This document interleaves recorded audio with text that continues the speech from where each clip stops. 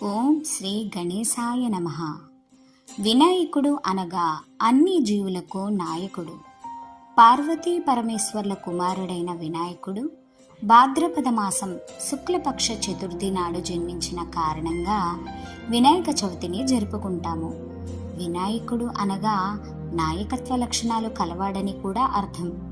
వినాయకుడు అనగానే ముందుగా మనకి గుర్తొచ్చేది పూర్ణ కుంభం లాంటి దేహం, బాణ కడుపు. ఆయన ప్రణవ స్వరూపుడే కాదు, వ్యక్తిత్వ వికాసకర్త కూడా. వినాయక రూపం మనిషికి ఉండాల్సిన సద్గుణాలను చాటి చెబుతుంది. మనం మొదట పూజించేది గణేశుణ్ణే, స్మరించేది కూడా ఆ ఏకదంతుణ్ణి. వినాయక రూపం మనకు విశదీకరించే విషయాలు ఏమనగా, గణేశుని శిరస్సు తెలివికి, బుద్ధికి నిదర్శనం. శరీరంతో పాటు బుద్ధిని కూడా సమప్రాధాన్యత ఇవ్వాలని సూచిస్తుంది. వినాయకుని కళ్ళు, గజాననుని చిన్న కళ్ళు శ్రద్ధ, ఏకాగ్రతను చూపిస్తుంది. ఏ విషయాన్నైనా సరే సూక్ష్మ దృష్టితో చూడడం అవసరమని తెలుస్తుంది. వినాయకుని చెవులు, గణేశుని చెవులు పెద్దవిగా ఉంటాయి. ప్రతి మాటను శ్రద్ధగా ఆలకించాలని సూచిస్తాయి. వినాయకుని నోరు, వినాయకుని నోరు ఎక్కువ తెలుసుకుని తక్కువ మాట్లాడాలని సూచిస్తుంది. తొండం, గణేశుని తొండం ఓం గుర్తును చూపించేలా ఉంటుంది.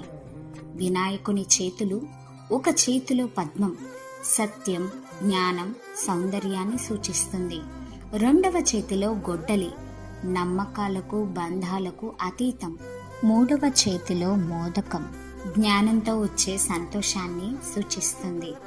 నాలుగవ చెయ్యి అభయముద్రని చూపిస్తుంది. వరాన్ని ఇవ్వడం తద్వారా తెలుస్తుంది. వినాయకుని దంతాలు, వినాయకుని రెండు దంతాలలో కుడి దంతం జ్ఞానాన్ని, ఎడమ దంతం భావోద్వేగాన్ని సూచిస్తుంది. ఆయన బొజ్జ, జీవితంలో ఎదురయ్యే మంచి చెడులు వేటినైనా సరే జీర్ణించుకోవాలని తెలుస్తుంది. ఉదరానికి చుట్టుకున్న నాగపడగ శక్తిని, ధైర్యాన్ని సూచిస్తుంది. ఆయన వాహనం మూషికం. మూషికం ఎంత చిన్నగా ఉన్నా సరే ఎంత దూరమైనా ప్రయాణిస్తుంది, వేగంగా వెళ్తుంది.